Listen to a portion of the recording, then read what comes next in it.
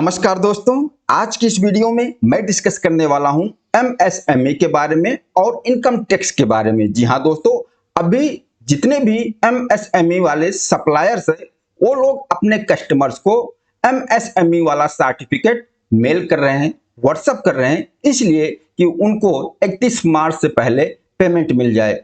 तो यह 31 मार्च से पहले पेमेंट करना 15 दिन या 45 दिन इनकम टैक्स में आपका एक्सपेंस डिसअलाउ होगा या पूरा पॉइंट क्या है, हम इसको प्रैक्टिकल वाइज एग्जांपल के साथ डिस्कस करने वाले हैं पूरा मैटर। सबसे पहले हम यह देख लेते हैं MSME, micro enterprises, small enterprises, medium enterprise, इनकी क्राइटेरिया क्या है।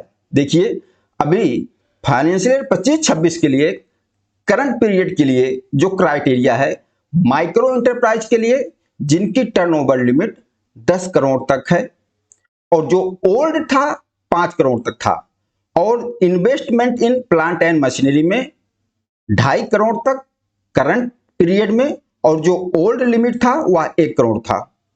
और जो स्मॉल एंटरप्राइज वाले हैं, करंट पीरियड में 100 करोड़ तक टर्नओवर और जो ओल्ड था 50 करोड़ तक था, और इनके लिए investment in plant and machinery में 25 करोड़ तक, जो ओल्ड था 10 करोड़ तक था।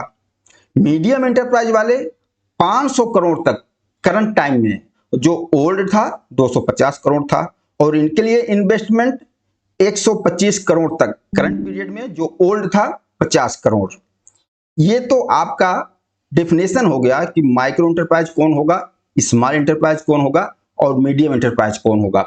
और इसी से रिलेटेड जो सेक्शन 15 है एमएसएमई एक्ट का, ये क्या कहता है?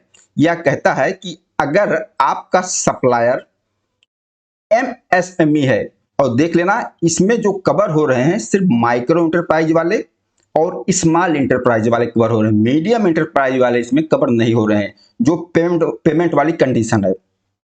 अगर आपका सप्लायर माइक्रो एंटरप्राइजेज या स्मॉल एंटरप्राइजेज है और आपके जो आप बायर्स हो, सप्लायर और बायर के बीच में कोई पेमेंट को लेकर एग्रीमेंट हुआ हो, एग्रीमेंट का मतलब कि अलग से कोई एग्रीमेंट नहीं, जो भी आपकी सेल्स इनवॉइस बन रही है उसी सेल्स इनवॉइस पर कोई कंडीशन लिखा हो, कितने टाइम में पेमेंट मिलेगा या इतने टाइम में पेमेंट दिया जाएगा, तो इसको हम एग्रीमेंट मान लेते हैं। अगर इस तरीके से कोई एग्रीमेंट है तो आप एसएमई वाले सप्लायर को 45 दिन में पेमेंट करना है।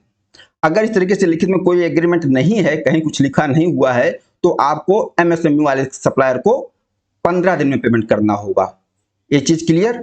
और इसमें जो आपके माइक्रो एंटरप्राइज, स्मॉल एंटरप्राइज वाले होंगे, ये या मैन्युफैक्चरर होंगे या सर्विस प्रोवाइडर होंगे। ध्यान देना, ट्रेडर्स वाले भी इसमें कवर नहीं है, मैन्युफैक्चरर, सर्विस प्रोवाइडर। और कौन कौन से? Micro enterprise, small enterprise, medium enterprise भी इससे बाहर है। ओके। और एक चीज क्लियर कर दूं, अगर सप्लायर और बायर के बीच मान लीजिए एग्रीमेंट हुआ है पेमेंट क्रेडिट को लेकर, मान लीजिए 60 दिन का एग्रीमेंट हुआ है, फिर भी 45 दिन में ही पेमेंट करना है। ये तो सेक्शन 15 बताता है एमएसएमई का। अब इसी से लिंक कर दिया गया है आपका income tax section 43B clause H। ये क्या कहता है, इसको एग्जांपल से समझ लेते हैं। मान लीजिए मैंने किसी एमएसएमई से परचेज किया, कितने का? 3 लाख का परचेज किया। और ध्यान देना, माइक्रो एंटरप्राइज या स्मॉल एंटरप्राइज यही दोनों कवर हो रहे हैं, मीडियम एंटरप्राइज इसमें कवर नहीं हो रहे हैं। ओके, मैंने 3 लाख का परचेज किया, ये तो मेरी परचेज अमाउंट हो गई और इसको मैं अपने प्रॉफिट एंड लॉस अकाउंट में डेबिट करूंगा। यह 3 लाख मेरा एक्सपेंस हुआ। अब मैंने माल सेल किया, मान लीजिए इस पे 50,000 हमने प्रॉफिट ऐड करके 3.5 लाख में सेल कर दिया, तो इसमें से 3 लाख हमारा खर्चा हो गया और हमारा अमाउंट जो इनकम बना, एग्जाम्पल के लिए 50,000 बना। ओके, लेकिन होता क्या है, जो 3 लाख मैंने जिससे परचेज किया है, मैंने अपने सप्लायर को पेमेंट ही नहीं किया 3 लाख, और एज पर सेक्शन 15 एमएसएमई अब परचेज एक्सपेंस आपका इनकम माना जाएगा। ये आपका इनकम टैक्स का सेक्शन 43BH कहता है। आपको ये कंपलसरी है, इसको 15 या 45 दिन में अपने सप्लायर को पेमेंट कर देना है। अब क्या होगा, जैसे मान लीजिए मेरी एक्चुअल इनकम तो सिर्फ 50,000 बन रही थी, हमें 50,000 के ऊपर इनकम टैक्स देना बनता था। लेकिन जब ये 3 लाख मैंने अपने सप्लायर को पेमेंट नहीं किया, तो जो मैंने अपने प्रॉफिट एंड लॉस अकाउंट में डेबिट कर रखा है, ये 3 लाख का खर्चा ये डिसअलाउ हो जाएगा। ये 3 लाख हमारी इनकम बन जाएगी। तो इनकम प्लस परचेज अमाउंट भी 3.5 लाख, 3.5 लाख के ऊपर इनकम टैक्स बन जाएगा। ये कहता है इनकम टैक्स का सेक्शन 43BH। अब बात हो रही है कि 31 मार्च तक पेमेंट कर देना है, वो किस तरीके से, देखिए इसका भी एग्जांपल देख लेते हैं।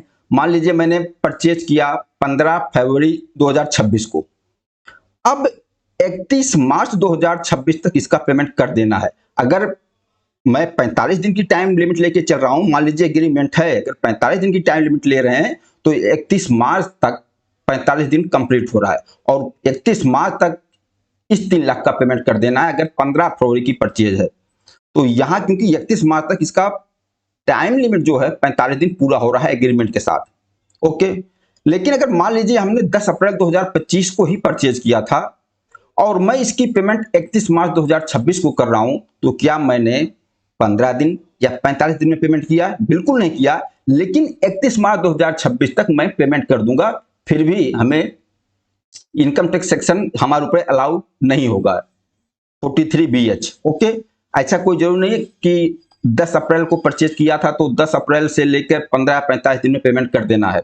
अगर नहीं भी किया है तो 31 मार्च जो आपकी बुक क्लोज हो रही है, क्लोजिंग के टाइम 31 मार्च तक पेमेंट हो जाना चाहिए। मतलब 31 मार्च को एमएसएमई वाले का 15 या 45 दिन पूरा नहीं होना चाहिए। अगर मान लीजिए आपने मार्च में ही परचेज किया है, तो मार्च में परचेज किया तो 31 मार्च तक थोड़ी 45 दिन पूरा हो रहा है। तो नेक्स्ट मंथ में, अप्रैल में, नेक्स्ट फाइनेंशियल ईयर में जहां तक 45 दिन की लिमिट पूरी हो रही है वहां तक आपको पेमेंट कर देना है। देखिए ये चीजें आपके जो ऑडिटर होंगे जब ऑडिट करेंगे तो आपकी जो क्रेडिटर की लिस्ट होगी वो वेरीफाई करेंगे कि आपके क्रेडिटर्स में कोई एमएसएमई वाले तो नहीं है, माइक्रो एंटरप्राइज वाले या स्मॉल एंटरप्राइज वाले, मैन्युफैक्चरर वाले हैं या सर्विस प्रोवाइडर वाले हैं। अगर उनका 31 मार्च तक आपका पेमेंट नहीं गया है तो उसको खर्चे को इनकम बना देंगे, उस पर आपको इनकम टैक्स ज्यादा देना पड़ेगा। और नेक्स्ट फाइनेंशियल ईयर में जब आप अपने सप्लायर को पेमेंट कर देंगे फिर आप वो खर्चे को क्लेम कर पाओगे। ये पूरा मैटर है और इसकी वजह से अभी हमारे अकाउंटेंट दोस्तों के ऊपर एक वर्क लोड और आ गया है, क्योंकि मार्च करीब आ रहा है। तो इससे पहले आप अपने पूरे क्रेडिटर की लिस्ट को चेक करेंगे, अपने क्रेडिटर के एमएसएमई सर्टिफिकेट देखेंगे, माइक्रो एंटरप्राइज है, स्मॉल एंटरप्राइज है, सर्विस प्रोवाइडर है, मैन्युफैक्चरर है, उस हिसाब से 31 मार्च तक आपको पेमेंट कर देना है। और देखो कई लोग अगर नहीं भी किया और खर्चे को भी डिसअलाउ नहीं किया, इन फ्यूचर अगर कोई असेसमेंट होता है, स्क्रूटनी होती है, तो अगर ये पकड़ा जाता है फिर आपको पेनाल्टी भी देनी पड़ेगी और टैक्स तो देना ही पड़ेगा। बस एक छोटा सा डिस्कशन था। इस वीडियो में इतना ही। नमस्कार, धन्यवाद।